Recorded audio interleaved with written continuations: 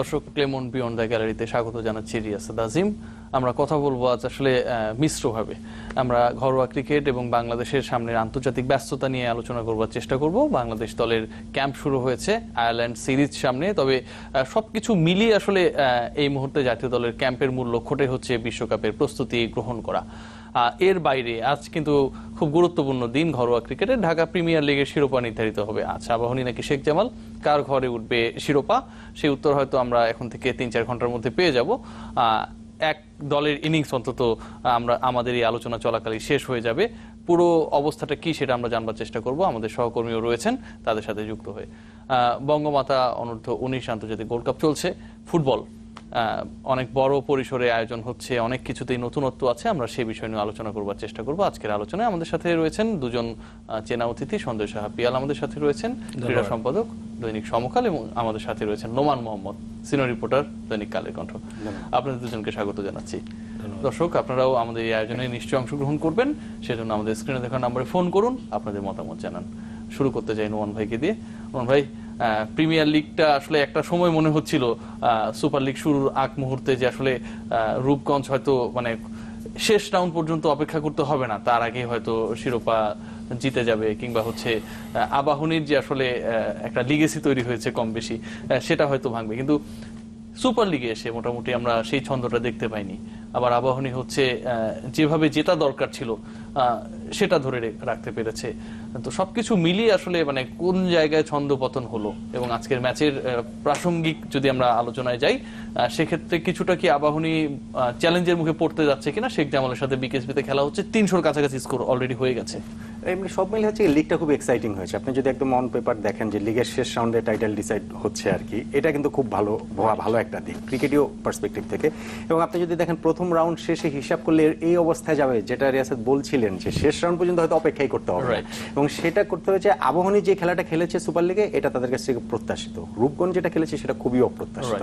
কারণ ফার্স্ট লিগে যখন আপনি এরকম একটা পারফরমেন্স দিবেন, আপনি হচ্ছে 11টা ম্যাচের মধ্যে 10টা ম্যাচ জিতবেন, সেখানে সুপার লিগে আপনি 4টা ম্যাচের মধ্যে 2টা ম্যাচ হেরে যাবেন, এটা আসলে খুবই একটা অপ্রত্যাশিত একটা সেটব্যাক। এবং আবাহনীকে মানে ক্রেডিট টু দেম যে তারা এই অপরচুনিটিটা তারা গ্র্যাব করেছে। এবং প্রিমিয়ার লিগে যেটা বললাম যে সব মিলে এবার পারফরমেন্স ওয়াইজ বলতে আমি প্লেয়ারদের পারফরমেন্স বলছি না, প্রিমিয়ার লিগের পারফরমেন্স ওয়াইজ, কারণ প্রিমিয়ার লিগ তো সবসময় premier league itself a character. Exactly. এবং সেইটার যে স্ট্যান্ডার্ডটা দাঁড় করিয়েছে যত উঁচুতে অথবা যত নিচুতে দাঁড় করেছে গত কয়েক বছরে, সে তুলনায় কিন্তু এবারে প্রিমিয়ার লিগটা মোটামুটি বিতর্কহীন, মোটামুটি বলা চলে যে বেশ ভালোভাবেই শেষ হয়েছে। আমার কাছে শুধু সবচেয়ে যে জিনিসটা মনে হয়, বিতর্ক করার জন্য যে জিনিসগুলো করতে হবে সেটা আসলে প্রিমিয়ার লিগ মাঠে গড়ানোর আগেই করে ফেলেছে। মানে যারা করেছে, যারা করে, আমরা যেটা জানি যে দলবদলের সময় যখন আপনি এরকম একটা অপশন দিয়ে রাখেন যে আপনি সর্বোচ্চ 8 জন প্লেয়ার আপনি অন্য টিম থেকে নিতে পারবেন, এটা আসলে একটা অ্যাবসার্ড একটা ব্যাপার।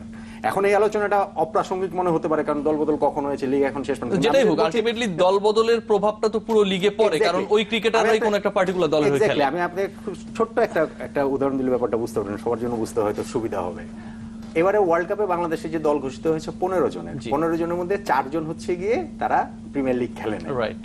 সাকিব খেলে নাই, তামিম খেলে নাই, মাহমুদুল্লাহ খেলে নাই, মুশফিকুর রহিম খেলে নাই, বাকি থাকে 11 জন। 11 জনের ভিতরে 8 জন আবাহনীর। as simple as that। 11 জন খেলেছে, তার মধ্যে 8 জন আবাহনী প্লেয়ার। সেটা কিভাবে হয়েছে? সেটা যদি আপনি প্লেয়ার্স বাই চয়েস করতেন হতো, সেটা যদি আপনি নরমাল দল বদল মানে একদম ওপেন দল বদল করতেন হতো, কোনোভাবেই হতো না। কিভাবে হতো? এই একটা উপায় হতো যে আপনি নিজেরা প্লেয়ার কিনবেন, তারপরে অন্য দল থেকে প্লেয়ার আনার অপশন থাকে। দলবদলের মানেটা কি? দলবদলের মানেটা হচ্ছে যে আপনি ওপেন এখানে আছে যে আপনি বাজারে যাচ্ছেন। তাহলে নোমান ভাই, মানে কিছুটা কি আমরা এভাবে বলতে পারি কিনা, মানে একটু যদি ঘুরিয়ে বলি যে এবারে প্রিমিয়ার লিগটা যখন আমরা উপসংহারে পৌঁছার চেষ্টা করছি, কিংবা আমি একমত যে প্রিমিয়ার লিগ ইটসেলফ ভালো হয়েছে, সেটা আসলে অনেকটা লাকিলি ভালো হয়েছে। কারণ ন্যাশনাল টিমের বাইরে যারা হচ্ছে মোটামুটি এভারেস্ট দলের হয়ে খেলেছেন, তারা আলটিমেটলি আউটস্ট্যান্ডিং করার কারণে রূপগঞ্জের মতো দলগুলো চ্যালেঞ্জ ছুড়ে দিয়েছে, যে কারণে দিন শেষে মনে হচ্ছে প্রিমিয়ার লিগ ভালো হয়েছে, যে ক্রেডিটটা সিসিডিএম নিবে, ক্রিকেট বোর্ড নিবে, কিন্তু আলটিমেটলি কিন্তু আসলে এই ভালো হওয়ার কথা ছিল অবশ্যই না। কারণ আপনি যদি মনে করেন যেই টিমটা গড়া হয়েছে বা যেই টিমটা করেছে, তাতে আসলে আবাহনীর হেসে গেলে চ্যাম্পিয়ন হওয়ার কথা, সব ম্যাচে জেতার কথা, অন্য কারো কাছাকাছি আসার কথা না। ন্যাশনাল টিমের প্লেয়ার আমরা আপনারা কিন্তু পত্রপত্রিকায়, টেলিভিশনে, অনলাইনে প্রচুর লেখালেখি হয়েছে, প্রচুর আপনাদের বলা আলোচনা হয়েছে। কি হয়েছে? যে ন্যাশনাল টিমের প্লেয়াররা পারফর্ম করতে পারছেন না। যদি পারফর্ম করতে পারছেন, এটা তার লিগ শুরুর বদলের আগে কেউ জানবে না, দল বদলের সময় জানবে না, দল বদলের সময় তো তারাই তো সবচেয়ে ভালো কি করবেন সেটা। হ্যাঁ, এখন হচ্ছে কি আপনার, আমি বলছিলাম যে এই কথাটা, যে আমি যখন বাজারে যাব আমার কাছে যদি আমার অপশন আছে যে আমি যে কোনো কিছু, যে কোনো মাছ কিনতে পারবো, যে কোনো তরকারি কিনতে পারবো, গিভেন যে আমার কাছে কি পরিমাণ আমার স্ট্রেংথ আছে, ইকোনমিক স্ট্রেংথ, আমার কি পরিমাণ টাকা পয়সা রয়েছে। কিন্তু আমার যদি ওরকম একটা হিসাব থাকে যে আমি বাজার করে চলে আসবো, তারপরেও আমার হিসেবে আসবে যে আমি এখান থেকে 2টা ভালো মুরগি নিয়ে আসবো, 3টা বড় মাছ নিয়ে আসবো, ওইখান থেকে একটা তাজা সবজি নিয়ে, অথবা আমি বাজার করতে গেছি, আমার পকেটে টাকা আছে, আমি কিনতে পারলাম না, অন্য দলগুলোর হ্যাঁ, তো ক্ষেত্রে যেটা সেটা তো হয়েছে। আসলে হলো না। আর জিনিসটা হয়ে গেছে এরকম, আমি বলছি, আবারও বলছি, উপসংহারে এসে আবারও শুরুর কথা কি কারণে বলতে হচ্ছে, এই যে বিতর্কহীন প্রিমিয়ার লিগ হয়েছে, এটা লাকিলি হয়েছে অনেক, এটা লাকিলি হয়েছে, এবং এই বিতর্কহীন প্রিমিয়ার লিগ হওয়ার প্রেক্ষাপটটা সেই প্রিমিয়ার লিগ শুরু হওয়ার আগেই তৈরি হয়ে আছে।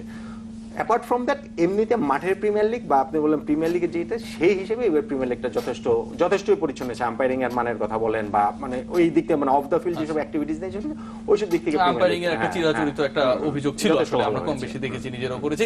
আজকের ম্যাচে মানে কতটুকু মনে হচ্ছে, আমরা হয়তো সাইমুল টিটুর সাথেও যুক্ত হব, তিনি বিকেএসপিতে রয়েছেন, যেহেতু আবাহনী জিতলেই চ্যাম্পিয়ন, সহজ সমীকরণ, রূপগঞ্জের সমীকরণটা ততটা আসলে সহজ না, সেই হিসাবে কি মনে হচ্ছে, কিছুটা কি চ্যালেঞ্জে পড়তে যাচ্ছে? কারণ প্রায় 300-র কাছাকাছি আমি যতটুকু দেখে আসছিলাম। কিছুটা চ্যালেঞ্জে পড়তে যাচ্ছে Riasat, but at the same time বিকেএসপির যে উইকেটে খেলা হয়, সেই বিকেএসপির উইকেটে দাঁড়িয়ে থাকলে রান হয়, এবং আমি বলবো যে মোরালেস মধ্যে ওয়ার্ল্ড কাপে যে উইকেটগুলোতে খেলা হবে, ওয়ার্ল্ড কাপে কিন্তু আপনি দেখবেন যে অনেক টিম বা ইভেন বাংলাদেশও কোনো খেলায় হয়তো 300-320 করে আমাদের মনে হবে যে আমরা বেশ সেফ বা আমাদের জেতার একটা চান্স রয়েছে, কিন্তু দেখবেন যে অপোনেন্ট হয়তো সেটা চেস করে ফেলছে, বা সেটা উল্টাও হতে পারে, সে বাংলাদেশের এগেইনস্টে অস্ট্রেলিয়া হয়তো 300 রান করে ফেললো, আমরা হয়তো ভাবলাম বা সবাই মাস পিপল হয়তো ভাবলো যে না 300 করে ফেলেছে, 320 করে ফেলেছে, আমাদের জেতার কোনো চান্স নেই, কিন্তু বাংলাদেশ সেই ম্যাচ সেই স্কোর হয়তো 45 ওভারে টপকে যেতে পারে, মানে ওইরকম উইকেটেই খেলা হয়। সো বিকেএসপিতে আমি যেটা বলছি যে সেই চান্স রয়েছে, এবং আগের ম্যাচে যেহেতু আবাহনী ওইখানেই খেলা হয়েছে এবং হিউজ স্কোর করেছে, মিথুন স্কোর করেছে, জহুরুল স্কোর করেছে, সবাই টাচে আছে, সেঞ্চুরি করেছে, সো আমি আসলে এখনো ওইটা বলতে, আমি এই বিকেএসপি প্রসঙ্গে আসবো,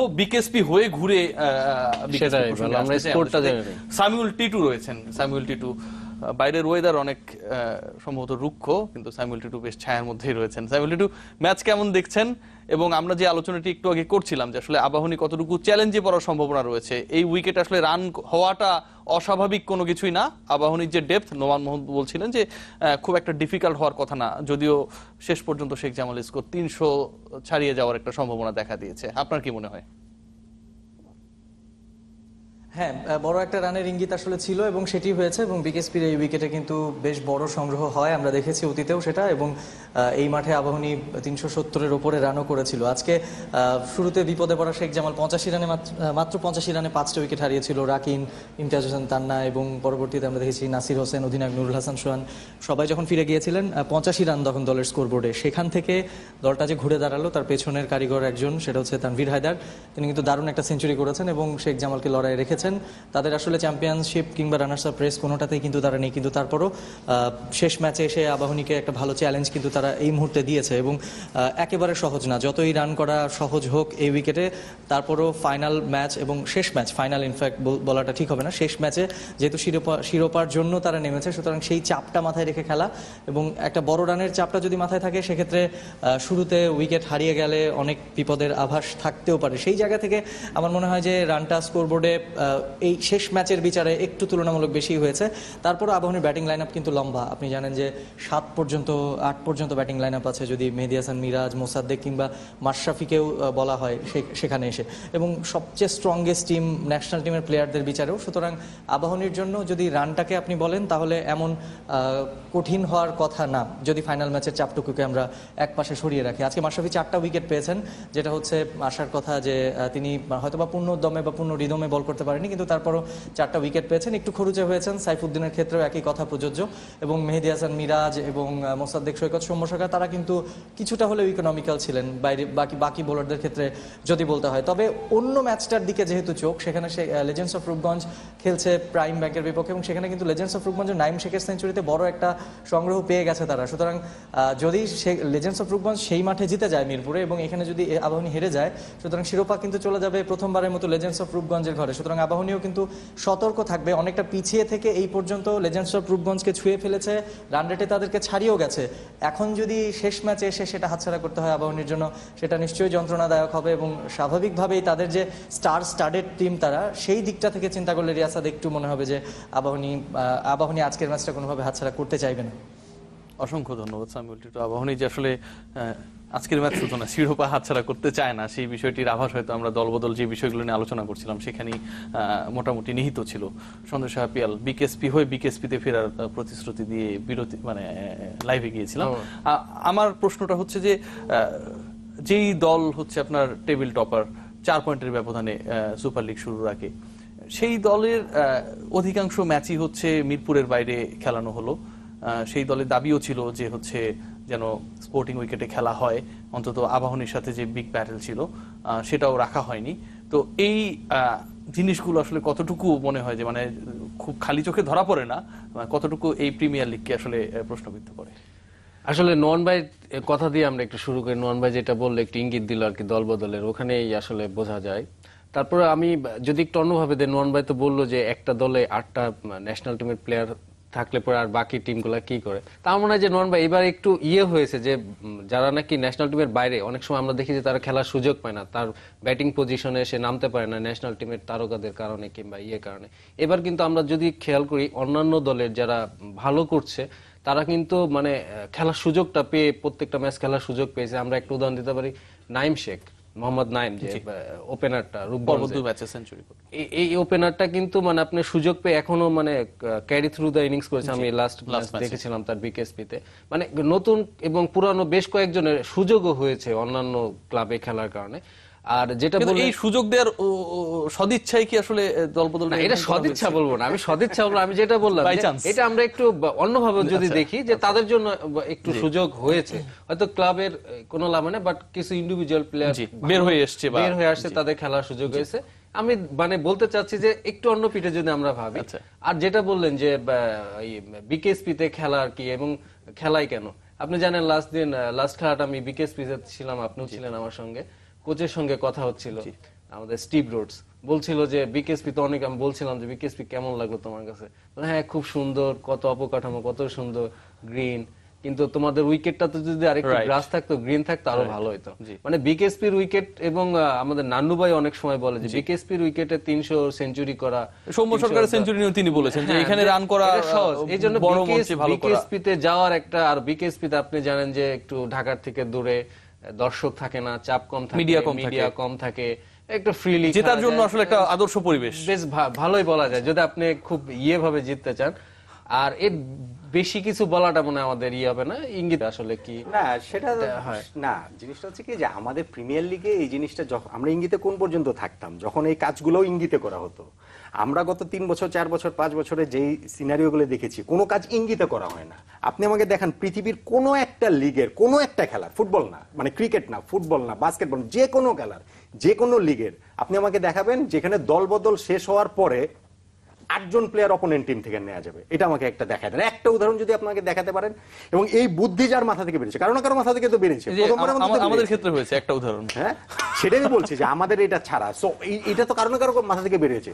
সো সেই বুদ্ধি, সেটা খুব সৎ উদ্দেশ্য নিয়ে বেরিয়ে যায়। গেলবে যেটা বললেন ফাইন, ইন্ডিভিজুয়াল প্লেয়াররা পারফর্ম করেছে, এই করেছে, সেই করেছে, সেই উদ্দেশ্য তো করা হয়নি, সেই উদ্দেশ্য তো আর এই জিনিসটা করা হয়নি। আমি বলবো যে আমরা এখন এখানে আছি, বিকেএসপিতে তো আমাদের বন্ধু রয়েছে, টিটি রয়েছে, আমাদের অনেক জার্নালিস্ট রয়েছে। আই এম শিওর সেকেন্ড ইনিংসে প্রত্যেকে আম্পায়ারের পিছনে যে দাঁড়িয়ে থাকবেন, সেকেন্ড ইনিংসে প্রতিটা এলবিডব্লিউ, প্রতিটা কট বিহাইন্ড, সবকিছু খুব সেন দৃষ্টিতে দেখা হবে যে আসলে কি হচ্ছে। কারণ যদি সিনারিওটা যদি ওরকম হয়, রিল্যাক্স হওয়ার সুযোগ নাই।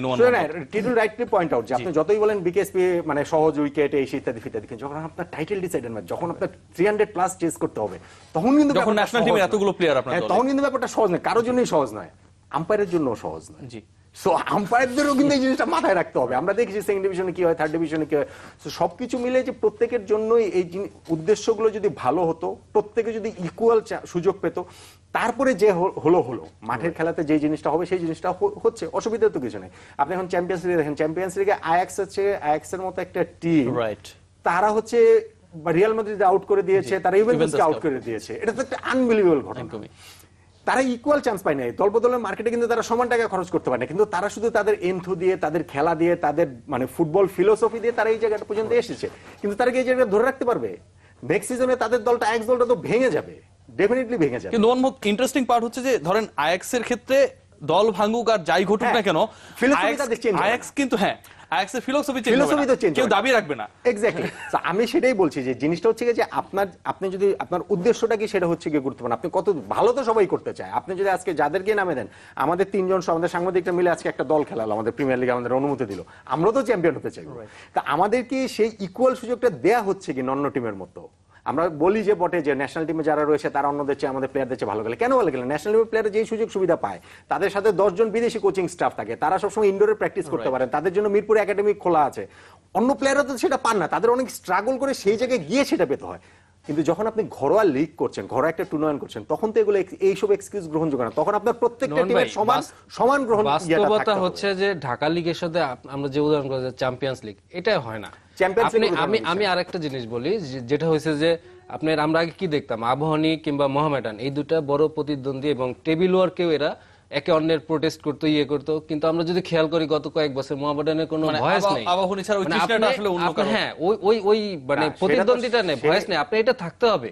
আপনার দল করছে, এটার অন্যতম একটা কারণ কিনা যে আবাহনী এমন একটা পর্যায়ে চলে গেছে, আলটিমেটলি ভয়েস থেকে লাভ নেই। না, এটা তো আপনি ভয়েস তো রেজ করতে হবে। আপনি সিসিডিএম এর যখন ডাকা হয় তখন সব ক্লাবেরই, আমি জানি সব ক্লাবই মেনে নেয় সবকিছু, যারা প্রতিনিধি আসে মেনে নেয়, তো কোনো কথা বলে না, করে না। এটা তো একজনকে করতে হবে। আপনি না পারলে মিডিয়াকে বলেন, আপনি সেটাও বলবেন না। মানে আমি বলছি যে ওই ল্যাকিংসটা কিন্তু আপনি তৈরি করে দিচ্ছেন, তাকে কেউ যদি অ্যাডভান্টেজ পেয়ে থাকে সেটা মানে ক্লাবগুলো তৈরি করে দিচ্ছে। না না না, এটা ভুল কথা, এটা ভুল কথা, না না, এটা ভুল কথা। সিসিডিএম এর মিটিং এ যে এই রুলগুলো হয়, তখন আপনি কতটা প্রোটেস্ট করছেন? তখন তো সব প্রতিনিধিকে ডাকা হয়েছে ওই মিটিং এ, আপনি কি প্রোটেস্ট করছেন? আপনি আমার কথা, আপনার কথা হচ্ছে খুবই আপনি সত্যি কথা, কিন্তু আপনি মিডিয়াকে বলছেন যে এরকম এরকম হচ্ছে, আমরা এটা চাই না, আপনি বলেন নাই। আমরা যখন তাদেরকে জিজ্ঞাসা করি তারা বলে যে না, আমরা কি করব। আপনি যে কথাটা বলছেন সেটা হচ্ছে গিয়ে যখন একজন মেয়েকে ইফটিজিং করা হয় এবং যদি বলা হয় যে তার পোশাক ঠিক নাই বলে ইফটিজিং করা হচ্ছে, আপনার কথা হচ্ছে গিয়ে সেরকম। না না, আপনি তো যে দোষী তার কথা আপনি বলছেন না। না না, আপনি তো ওইটা এখানে আপনি আবাহনীকে যেভাবে বাস্তবতার কথা বলছি, আপনি প্রোটেস্ট করবেন কিভাবে? একজনকে তো আপনি প্রোটেস্ট, আমি তো প্রোটেস্ট করতে পারবো না মিটিং এ, এরকম যে আপনি ক্লাবের হয়ে আপনারই প্রোটেস্ট করতে হবে। আপনি যদি না পারেন, আমি কি যাই করতে পারবো? আমি তো সাংবাদিক, আমি এখানে বলতে পারছি বড় বড় কথা, কিন্তু আপনার প্রোটেস্টটা করতে হবে তো আপনার মিটিং এ গিয়ে, এবং আপনাকে জানাইতে হবে যে আমরা এটা চাই না যে 8 দলের যে 8টা করে প্লেয়ার নিতে পারবে এই রুলসটা আমরা মানি না।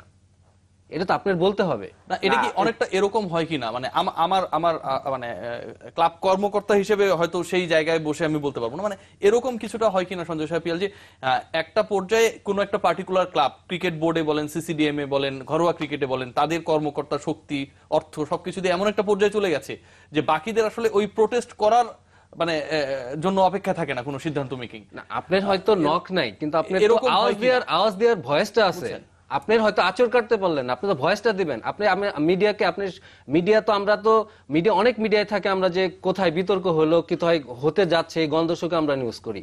কিন্তু আপনি যদি এমন হয়, আপনি তো নিউজ আপনি করতে দিচ্ছেন না, আপনি বলছেন না সব ঠিক আছে।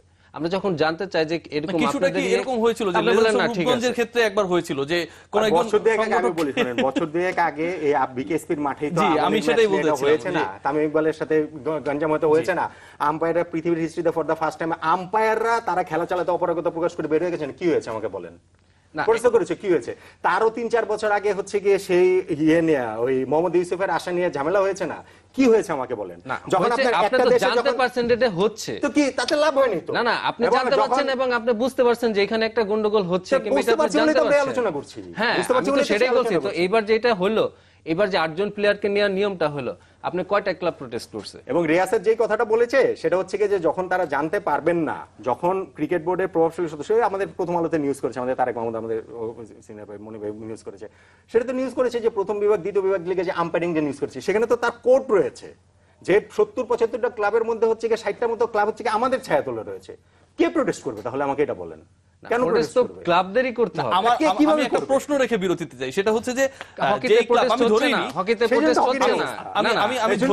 আমি ধরেই নিলাম, মানে আমি আপনাদের বাইরে গিয়ে আমি ধরেই নিলাম যে ধরেন একটা পক্ষ প্রোটেস্ট করছে না, আরেকটা পক্ষ হচ্ছে ইচ্ছা মতো সুযোগ নিচ্ছে, ঠিক আছে? মানে এই জায়গায় আসলে সবচেয়ে বেশি আপনি মানে কি বলবো যে পুরো ব্যাপারটার জন্য দায়ী কাকে করতে চান, এই প্রশ্ন রেখে আমি একটু বিরতিতে যেতে যাই। ক্লেমন বিয়ন্ড দ্য গ্যালারি বিরতি নিচ্ছি, আমরা আলোচনায় ফিরছি কিছুক্ষণ পরই। সাথে আছেন ক্লেমন বিয়ন্ড দ্য গ্যালারিতে। প্রিমিয়ার লিগের আসলে মানে কি কারণে এই সমস্যাগুলো হয়, কি কারণে কোনো একটা পার্টিকুলার ক্লাব অনেক বেশি শক্তিশালী হয়, এটা নিয়ে কিছুটা হলেও আমরা নিজেরাও দ্বিধা বিভক্ত। সঞ্জয় সাহা পিয়াল, যে জায়গায় আপনাকে থামিয়ে আসলে বিরতিতে গিয়েছিলাম, আবার একটু সে জায়গায় ফিরে অন্য প্রসঙ্গে যেতে চাই। মানে আমার প্রশ্নটি হচ্ছে এমন, মানে জানার জন্য আসলে সত্যি কথা, যে এই যে সমস্যাটা, ধরেন অন্য ক্লাবগুলো, অন্য যে 12টা দলের মধ্যে 11টা দল আবাহনী ছাড়া খেলছে, তারা প্রোটেস্ট করছে না, তারা ভয়েস রেজ করছে না, এই সমস্যাটা কেন হলো? মানে আপনার কাছে কি মনে হয়, মানে উত্তরটা কি? আসলে এটার একটা বড় কারণ আমি ব্যক্তিগত যেটা মনে হয় ধারণা, সেটা হচ্ছে যে আপনার ফিনান্সিয়াল একটা ব্যাপার থাকে। প্রত্যেকটা টিম করার জন্য একটা ফান্ড তারা রেজ করে, তো এটা করতে গিয়ে কেউই কিন্তু প্রফেশনালিজমের ভিতর দিয়ে যাচ্ছে না। মানে স্পন্সর নিচ্ছে, ডোনেশন নিচ্ছে, বিসিবি কিছু দিচ্ছে। তো আপনি যখন বিসিবির কাছ থেকে একটা পার্টিকুলার টোকেন পাচ্ছেন, তখন কিন্তু আপনার ইয়েটা, আমি যদি একটু ছোট ছোট ক্লাবগুলোর কথা বলি, তখন কিন্তু তাদের ভয়েসটা একটু মানে মানে কমে যাচ্ছে, কিংবা তারা হয়তো একটু শাই ফিল করছে যে এটা বলবো বিসিবি। আমরা জানি কিন্তু যে Gazi group, legends of Rupganj, Mohammedan, এরা তো বড় ক্লাব, এদের স্পন্সর, এদের পৃষ্ঠপোষকের তো অভাব নাই, মানে সেই জায়গায় আবাহনীর সাথে তারা পেরে উঠছে না কেন? না, আমি যে বললাম যে গাজী গ্রুপ বলেন, আপনার মোহামেডানের কিন্তু আমরা এখন জানি একটু অতটা তাদের ফিনান্সিয়াল তুলনামূলকভাবে আগে কম আর কি, এবং সেটাই আসলে বড় একটা প্রবলেম হয়ে গেছে। মানে আবাহনীর সঙ্গে আপনি ঐতিহ্যগতভাবে বলেন সবকিছু মোহামেডানের একটা ইয়ে ছিল, কিন্তু আমরা যদি গত 4-5 বছর ধরে ওই গ্যাপটার সুযোগে অনেকটা আবাহনী বেশি শক্তিশালী, আবাহনী অনেকটা আগায় গেছে। এবং শুধু এটা ক্রিকেটে না, ফুটবলেও যদি আপনি দেখেন, ফুটবলে মোহামেডান রেলিগেশন একটা সংখ্যায় আছে, তো সব দিক দিয়ে। এবং মানে ওইটার কারণেই ক্লাব কালচারে একটা মানে গ্যাপ তৈরি হয়েছে, মানে বাজারটা একমুখী হয়ে গেছে আর কি।